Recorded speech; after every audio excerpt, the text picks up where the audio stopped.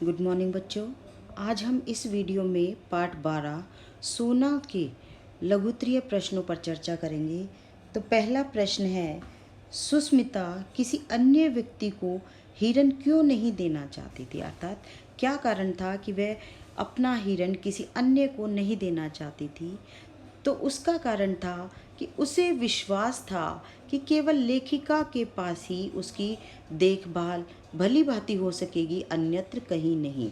तो दूसरा प्रश्न है, शिकारी मृत हिरनी के शावक को जीवित ही क्यों उठा लाए थे। तो उनके उसे जीवित उठा लाने का क्या कारण था। तो वे उसे जीवित इसलिए उठा लाए थे कि या तो उन्हें उस पर दया आ गई थी या उनकी कौतुक प्रियता इस बात का कारण थी कि शिकारी मृत हिरनी के शावक को जीवित ही उठा लाए थे। तीसरा प्रश्न है, सोना को छोटे बच्चे अधिक प्रिय क्यों थे। तो सोना को छोटे बच्चे इसलिए अधिक प्रिय थे क्योंकि उनके साथ खेलने का उसे अधिक से अधिक समय मिलता था। वे पंक्तिबद्ध अर्थात लाइन में खड़े होकर सोना सोना पुकारते, वह उनके ऊपर से छलांग लगाकर कूदती रहती थी। तो ये सब प्रतिक्रियाएं, ये सब गतिविधि सोना को बहुत अच्छी लगती थी, इसलिए सोना को छोटे बच्चे बहुत पसंद थे।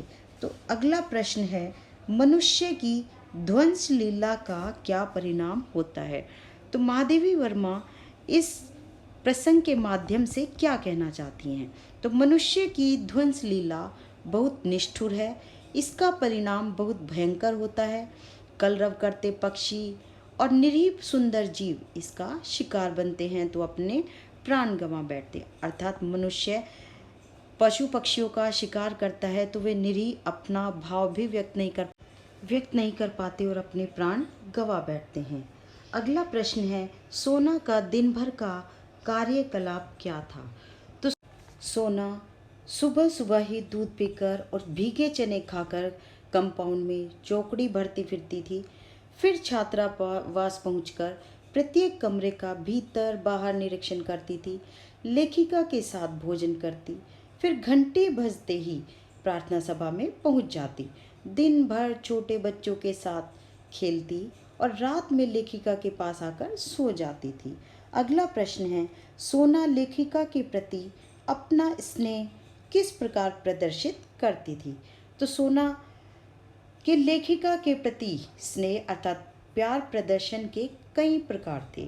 बाहर खड़े होने पर वह सामने या पीछे से छलांग लगाती और सिर के ऊपर से दूसरी ओर निकल जाती। भीतर आने पर लेखिका के पैरों से अपना शरीर रगड़ने लगती। बैठे रहने पर साड़ी का छोर मुंह में भर लेती और कभी चुपचाप पीछे खड़े होकर चोटी ही चबा डालती थी। तो इस प्रकार वह अपना स्नेह प्रदर्शित करती थी।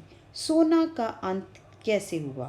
तो छुट्टियों में छात्रावास के सन्नाटे, फ्लोरा और लेखिका के अभाव में सोना इतनी अस्थिर हो गई थी कि इधर उधर कुछ खोजती सी वह प्राय कंपाउंड से बाहर निकल जाती थी। किसी अनहोनी की आशंका से माली ने उसे एक लंबी रस्सी से बांधना आरंभ कर दिया था ताकि उसे कोई हानि ना पहुंच सके। एक दिन सोना बंधन सीमा भूलकर बहुत ऊंचाई तक उछली और मुख के बल धरती पर आ गिरी, जिसके कारण सोना का अंत हो गया, क्योंकि सोना यह भूल गई थी कि वह कितनी ऊंचाई पर है।